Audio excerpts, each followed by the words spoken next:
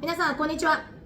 今日も元気よくお金の勉強をしていきましょうということで、今日の動画の内容なんですけれども、私たち、日本人、外国人がマレーシアで加入できる医療保険への情報をまとめましたので、こちらの方はですね、皆さんの参考になっていただければなというふうに思っております。はい、私現在マレーシアでファイナンシャルアドバイザーとしてお仕事をしています。資産運用の相談を多く受けているんですけれども、最近ではマレーシアで外国人が加入できる医療保険のお問い合わせも結構増えてきていますね。実際例えばMM2H さんですとか、母子留学の方々っていうのは、定期的に、日本に、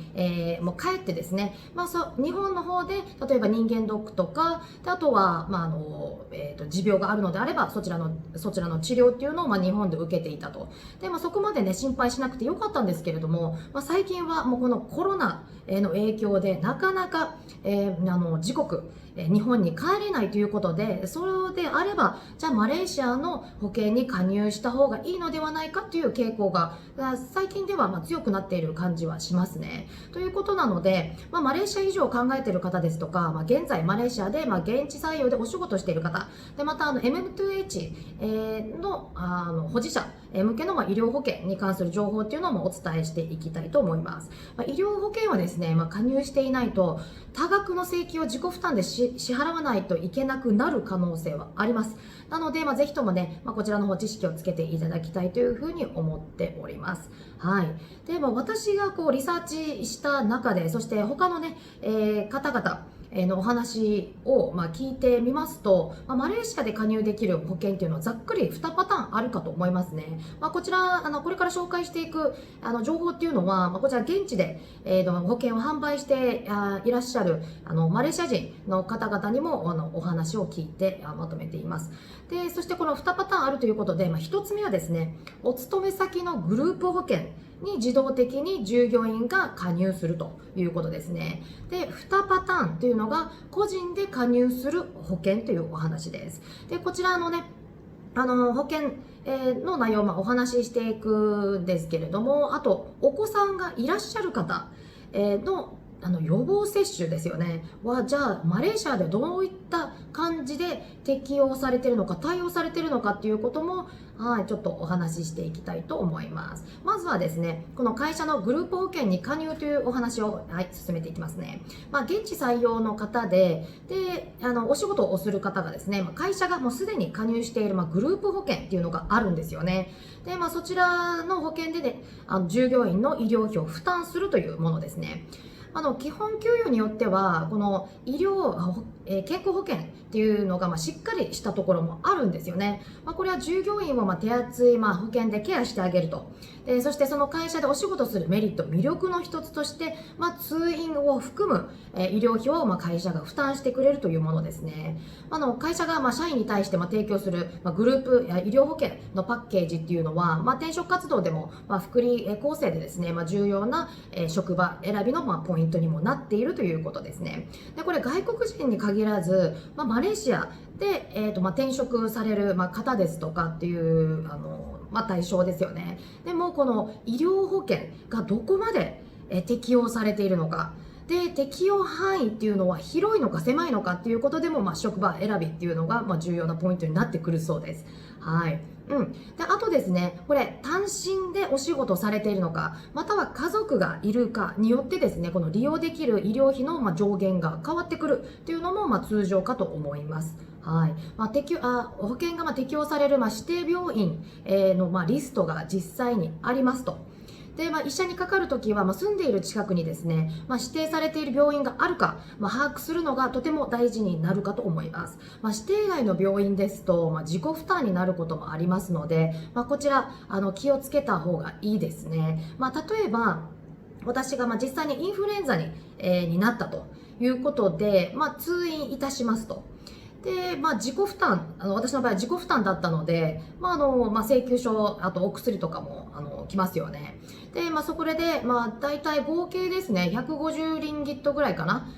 支払ったっていうこともあるんですけれども、これがね、ちょくちょく、通院してしまうと、塵も積もれば山となるということなので、結構多額になっちゃうんですよね。なので、この、会社の、グループ保険に加入することによって、通院の費用というのもカバーしてくれるところもありますよというところですね。はい。実際にこのグループ保険に加入した場合に、各従業員にこの保険の番号ですね、というのが振り分けられます。はい。会社のグループ保険の携帯、アプリで個人の保険番号ですとか、あと通院履歴ですよね。あとかかった費用などを管理することができるということなんですよ。で、もちろんですね、通院というお話でもう何百万円、何十万円、通院費用、医療費がかかっても会社が負担してくれると、そういったことではないんですよね。もちろん、保険会社としてもビジネスですので、あまりね、クレームがありますと、で、翌年の保険料っていうのが上がってしまうということなので、各従業員が利用できるこの通院の医療枠っていうのは上限がありますよということですね。はい。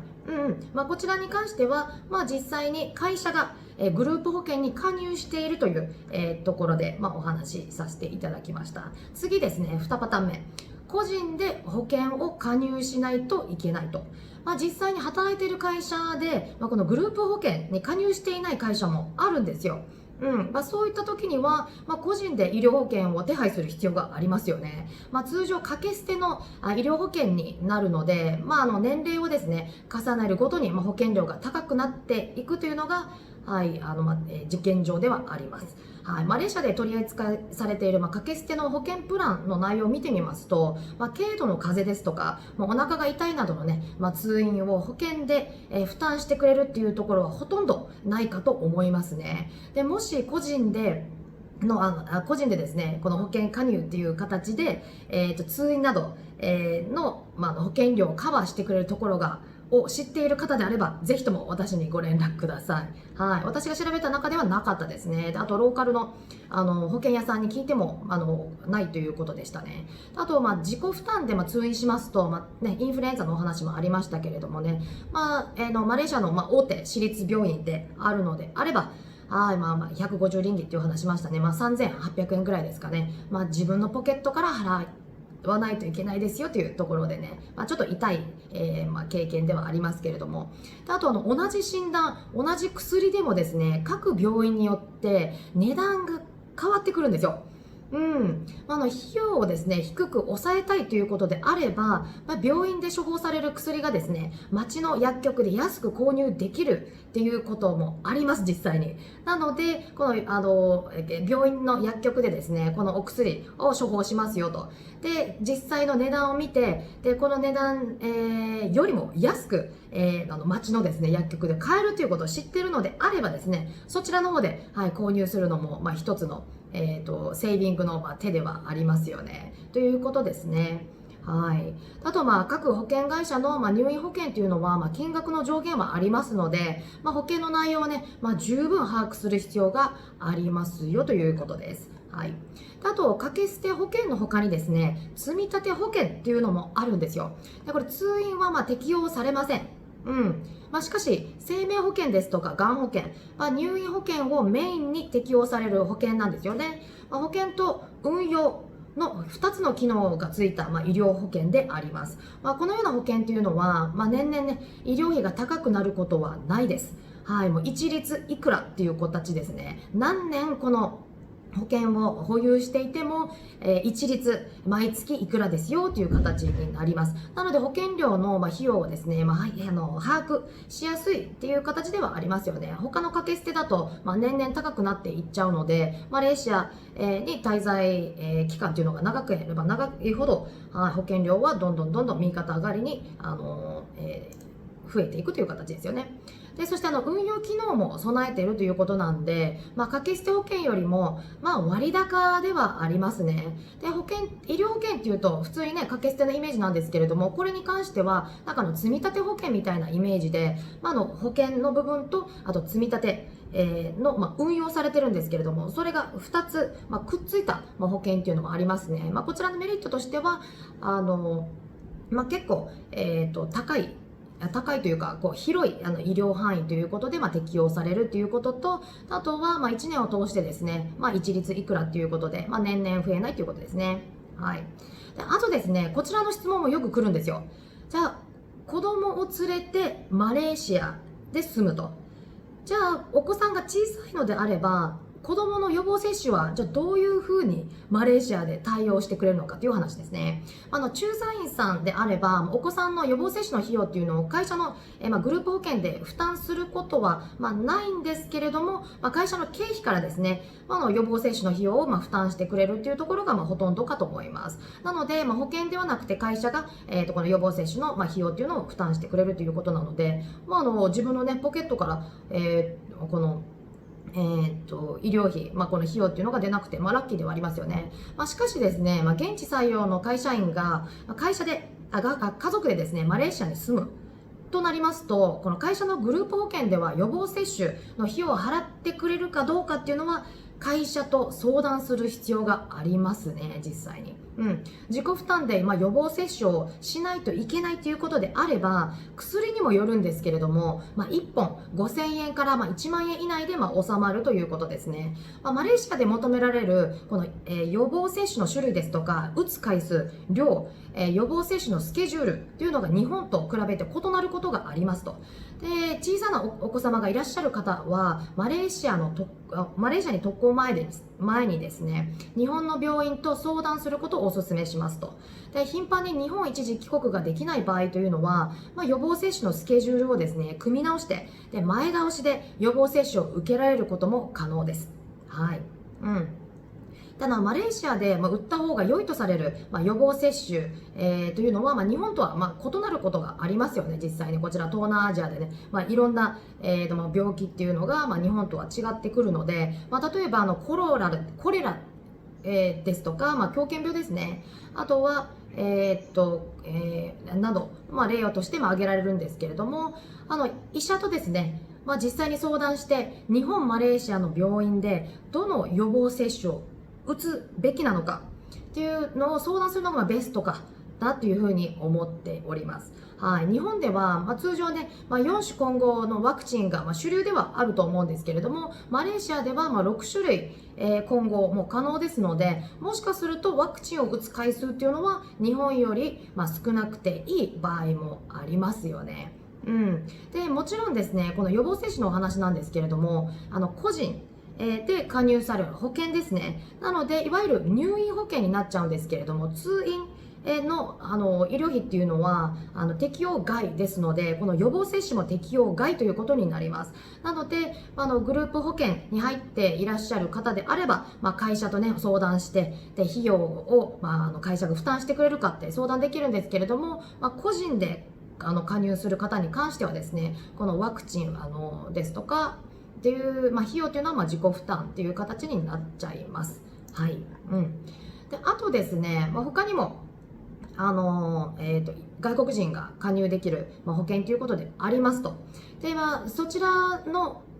話をしていきたいと思うんですけれども、通院込みの、グローバル医療保険というのも実際にあります。はい。で、こちらね、外国人、もろ対象です。アメリカを省く各国で適用できる、外国人専用の保険となっています。通院はもちろん、入院費用も保険でカバーできるということが多いですね。で、グローバルに国境関係なく、保険が適用されるということで、通院のプランがね、組み込まれている、こともありますと。で、他のプランに比べても割高になる、傾向が実際にはありますけれどもね。で、マレーシアに限らず、他の国でもお仕事ですとか、または移住を、検討されている方というのは、このような、保険もありますので、参考までに、はい、今お伝えいたしました。はい。でマレーシアの医療っていうお話なんですけども、実際に世界の最先端を行ってるとも言われています。はい、マレーシア在住の日本人が、多いこともありまして、日本人の医者、そして大手、私立病院であれば間違いなく、日本人通訳が、勤務していますので、医者とはですね、日本語を通じて、健康相談をすることができるということでも、こちらマレーシアの移住に関しては、安心材料ではありますよね。そうですね。であとね、裏話なんですけれども、実際にこの東南アジアの中で、マレーシアの国民というのは、一番にですね、なんて言いますか、糖尿病ですか、の割合が多いんですよ。やっぱね、皆さんの食生活見てもちょっとわかるかと思うんですけれども、結構炭水化物とかが多いじゃないですか。あとね、甘いジュースだったりだとか、であとはミルクコーヒーだったりとかっていうのがあるので、そういった意味でね、この食生活っていうのがちょっと問題視されているんですよね。で、それと比例して、この医療請求っていうのが増加し続けている、傾向にあると。はい。で、あとはですね、この生活習慣病ということで、この予備軍ですとか、実際にね、生活習慣病って診断された方が結構多いと。で、そういった絡みで、通院される方が多いということなので、もしかしたら、このグループ保険ですよね。で、この通院が適用されるということであれば、医療保険の引き上げが検討されているということなんですよね。なので、会社としてはかなりの負担になるということで、通院を省く入院保険は、グループ保険で適用しますよなんていうところもこれからも出てくるかと思いますね。はい。ということで、ちょっと裏話だったんですけれどもね、やっぱ生活習慣病っていうのは、各国、万国共通ですね。ということで、医療費っていうのも年々、上がっていっている、傾向にあるということです。はい。ということで、今回は外国人が加入できる、医療保険ということで、グループ保険に加入するのか、個人で加入するのか、で個人で加入するのであれば、